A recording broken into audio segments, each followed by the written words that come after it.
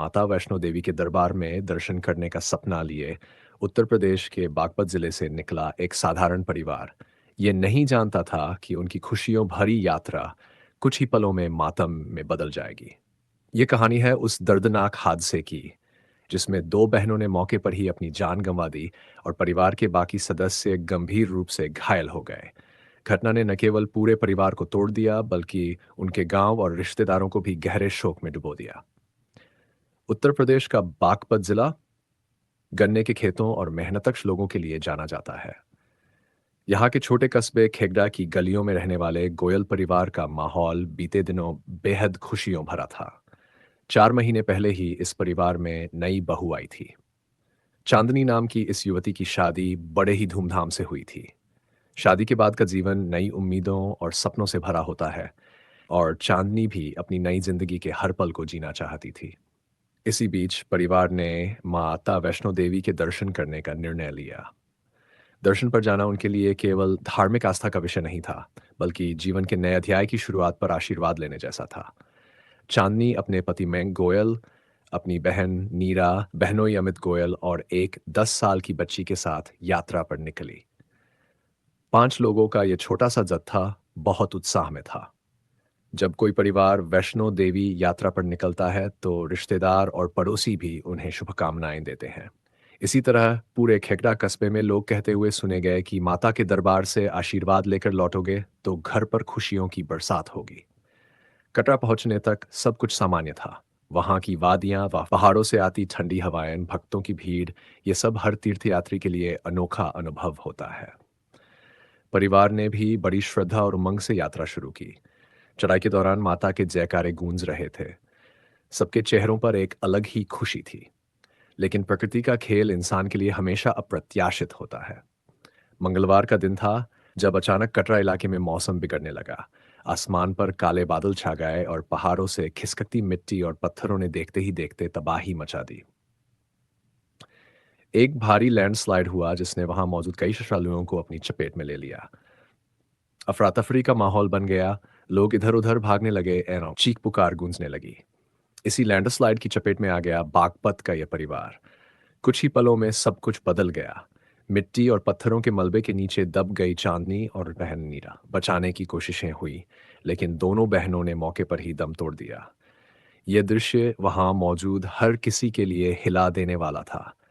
पति मयंक, बहनोई अमित और बच्ची किसी तरह गंभीर रूप से घायल अवस्था में बचा लिए गए। उन्हें स्थानीय अस्पताल में भर्ती कराया गया। किसी भी परिवार के लिए यह हादसा ऐसा है जैसे जीवन भर का सुख चैन छिन गया हो। एक तरफ नई दुल्हन चांदनी जिसकी 4 महीने पहले ही शादी हुई थी, अब दुनिया छोड़ चुकी थी।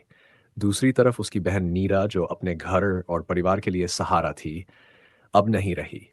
गांव में जब यह खबर पहुंची तो मातम छा गया। खेगड़ा और मुजफ्फरनगर के मवाना दोनों जगहों पर सन्नाटा फैल गया।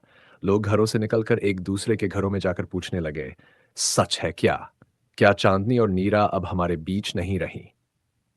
महिलाओं की आंखों से आंसू थमने का नाम नहीं ले रहे थे। पुरुष गमगीन होकर केवल यही कह पा रहे थे कि यह तो बहुत बड़ी अनहोनी हो गई। परिवार के बुजुर्ग बताते हैं कि चांदनी की शादी बहुत धूमधाम से हुई थी। बारात में सैकड़ों लोग शामिल हुए थे और हर कोई दुल्हन की मुस्कान की तारीफ करता नहीं थक रहा था। शादी के 4 महीने बाद ही किसी ने नहीं सोचा था कि उसी दुल्हन को अब चारपाई पर लिटाकर अंतिम यात्रा के लिए ले जाया जाएगा।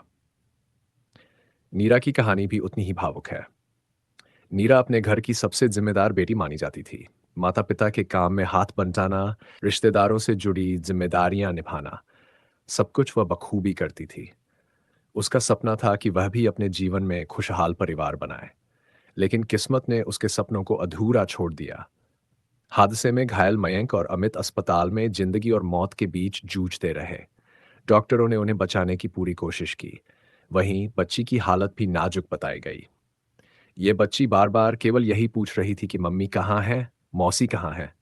लेकिन इस मासूम को कौन समझाए कि उसकी माँ और मौसी अब इस दुनिया में नहीं रहीं। जम्मू कश्मीर प्रशासन प्रशासन हरकत में आया। राहत और बचाव कार्य शुरू किए गए। मलबा हटाने और घायलों को अस्पताल पहुंचाने के लिए पुलिस और एनडीआरएफ की टीमें लगीं। उपराज्यपाल मनोज सिन्हा ने स्वयं अस्पताल जाकर घायलों से मुलाकात की। उन्होंने मृतकों के परिवारों के प्रति संवेदना व्यक्त की और सरकार की ओर से मुआवजे का ऐलान किया। सरकार और श्राइन बोर्ड की ओर से मृतकों के परिजनों को कुल 2.5 लाख रुपए का मुआवजा घोषित किया गया। श्राइन बोर्ड की तरफ से 22 लाख और डिजास्टर विभाग की ओर से 4 लाख रुपए दिए जाने की घोषणा हुई। लेकिन सवाल यह है कि क्या पैसों से किसी परिवार के दुख को भरा जा सकता है? क्या पैसों से वह खुशियां वापस लाई जा सकती हैं जो हमेशा के लिए छिन गईं? इस हादसे में केवल बागपत का परिवार ही नहीं, बल्कि देश भर से आए कुल दाचिरी डात श्रद्धालुओं की जान गई। कई लोग गंभीर रूप से घायल हुए। इस घटना ने सबको ये सोचने पर मजबूर कर दिया कि हम चाहे कितने भी बड़े हों, प्रकृति के सामने कितने छोटे और असहाय हैं। बागपत और मुजफ्फरनगर में जब शव लाए गए तो हजारों की भीड़ इकट्ठा हो गई। हर किसी की आंखें नम थीं। अंतिम यात्रा के समय गांव की गलियां रोने की आवाजों से भर गई। महिलाओं ने चांदनी की विदाई को देखकर कहा कि अभी तो उसकी जिंदगी की शुरुआत ही हुई थी, लेकिन भगवान को शायद यह मंजूर नहीं था। नीरा की विदाई पर माता-पिता की हालत देखी नहीं जा रही थी। एक मां की गोद सूनी हो गई और एक पिता का सहारा छिन गया। इस हादसे ने उन तमाम परिवारों को भी हिला दिया है जो अक्सर तीर्थ यात्राओं पर जाते हैं। लोग अब ये सोचने पर मजबूर हैं कि क्या सच में हम अपनी सुरक्षा के प्रति पूरी तरह से तैयार होते हैं? क्या प्रशासन को पहले से ऐसे इलाकों में सतर्क नहीं रहना चाहिए जहां लैंडस्लाइड का खतरा हमेशा बना रहता है? ये केवल एक परिवार की नहीं, बल्कि उन सभी 30 डाक परिवारों की त्रासदी है जिनके अपने इस हादसे में चले गए। हर घर में मातम है, हर दिल में सवाल है और हर आंख में आंसू। कहते हैं कि माँ वैष्णो देवी के दरबार में जाने वाला हर खुशियों और आशीर्वाद के साथ लौटता है। लेकिन इस परिवार के लिए ये यात्रा जीवन भर का दर्द बन गई। शायद यही किस्मत का लिखा था जिसे कोई बदल नहीं सकता। आज भी खेकड़ा और मवाना की गलियों में चांदनी और नीरा का नाम लेते ही लोग भावुक हो जाते हैं। रिश्तेदारों का कहना है कि उनकी हंसी और बातें हमेशा के लिए यादों में बस गई है। ये घटना हमें ये सिखाती है कि जीवन कितना अनिश्चित है। हम अगले पल के बारे में कुछ नहीं जानते। इसलिए जरूरी है कि हर पल को हम अच्छे से जिएं, अपने प्रियजनों को समय दें और अपने रिश्तों को मजबूत बनाएं। लेकिन साथ ही यह सवाल भी बार बार उठता है कि क्या ऐसी जगहों पर श्रद्धालुओं की सुरक्षा सुनिश्चित करने के लिए और बेहतर इंतजाम नहीं किए जा सकते? क्योंकि श्रद्धा और आस्था के साथ साथ सुरक्षा भी उतनी ही जरूरी है। आज चांदनी और नीरा हमारे बीच नहीं है, लेकिन उनकी यादें और ये दर्दनाक हादसा लंबे समय तक लोगों के दिलों में जिंदा रहेगा। दोस्तों, इस कहानी को सुनाने का उद्देश्य सिर्फ जागरूक करना है। हमारा मकसद किसी के दिल को ठेस पहुंचाना नहीं है। अगर आपको ये वीडियो जानकारीपूर्ण लगा हो तो चैनल को सब्सक्राइब जरूर करें और हमारे साथ जुड़े रहें।